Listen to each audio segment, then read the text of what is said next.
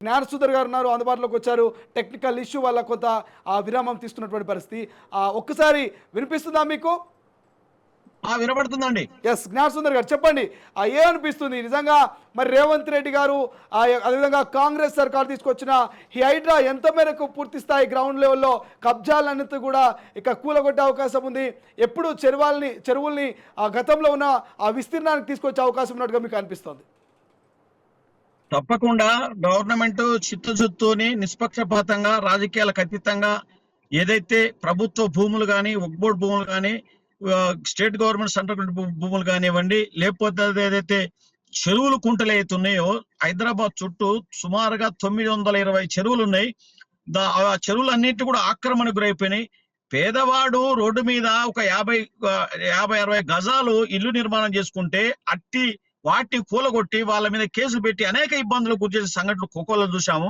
కానీ భూస్వాములు, ధనవంతులు, డబ్బున్న వాళ్ళు, కోట్లాది పరులు వాళ్ళందరూ గనక చెరువులు ఆక్రమించి ఇల్లు కడితే పర్మిషన్లు ఇచ్చిండ్రు, వాళ్ళకు నీటి కనెక్షన్లు ఇచ్చారు, వాళ్ళకు కరెంటు కనెక్షన్లు ఇచ్చారు. కానీ సామాన్యుడు మాత్రం బతికే పరిస్థితి వ్యవస్థలో లేదు. ఈనాడు రేవంత్ రెడ్డి గారి గవర్నమెంట్, కాంగ్రెస్ పార్టీ గవర్నమెంట్ వచ్చిన తర్వాత ఏదైతే ఆక్రమణలు చేసి అక్రమ నిర్మాణాలు చేసుకురో వాటన్నిటిని వాడి ఎంతటి బలవంతుడు గాని వాళ్ళ కట్టడాలను కూలగొట్టి ప్రభుత్వ భూముల్ని ప్రభుత్వం ఆక్యుపై చేసుకునేందుకు చర్యలు చేస్తుంది. ఈ చర్యలను వాస్తవికంగా ప్రజానికం అంతా ముక్త కంఠంతో హర్షిస్తా ఉన్నారు. ఎందుకొరకంటే ఈడ కులం లేదు, మతం లేదు, పార్టీ లేదు, ఏం లేదు. ఇది తప్ప ఇది చెరువు ఆక్రమణ చేసినా చలో హైడ్రా వస్తుంది, వాళ్ళతోనే ఉంటది, కూలగొడుతూనే ఉంటది. కోట్లు, రక్షణ ఇవన్నీ తప్పుడు విధాలండి. సిగ్గు శరం ఉండాలండి. ప్రభుత్వ భూముల్లో ఆ చెరువులలో ఇండ్లు కట్టి సిగ్గెందుకు ఉండదండి? సామాన్యుడు ఇల్లు లేక ఫుట్పాత్ల మీద బంతురండి. పేదవాడి అలా ఈ దేశంలో పేదవాడు ఇంకా పేదవాడైపోతా ఉన్నాడు. ఉన్నవాడు ఎన్ని అక్రమాలు చేసినా అడ్డుకునేలేదు. కానీ ధైర్యంతో రేవంత్ రెడ్డి అలా చేస్తున్న చర్య ఏదైతే ముఖ్యమంత్రి చేస్తుండో ఆ చర్య చాలా గొప్పది. అదే క్రమంలో రంగనాథ్ ఏదైతే హైడ్రా సుపీరియర్ ఆఫీసర్ ఉన్నాడో కూడా ఎక్కడ కూడా ఒత్తిడి లొంగకుండా, భయపడకుండా, వెరవకుండా, తొలగకుండా, బెరకకుండా దుర్మార్గుల మీద కొరడా చూపిస్తున్నాడు.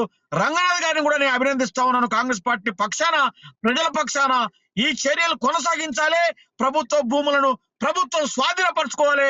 దుర్మార్గుల నీచ చరిత్ర, అవినీతి చరిత్ర, దుర్మార్గ చరిత్ర, దోపిడీ చరిత్ర ఈ ప్రజానికానికి తెలవాలి. వాళ్ళ మీద క్రిమినల్ కేసు పెట్టాలి. వాళ్ళను ప్రజా కోర్టులో, ప్రభుత్వ కోర్టులో దోషిగా నిలబెట్టాల్సిన అవసరం ప్రభుత్వానికి ఉంది.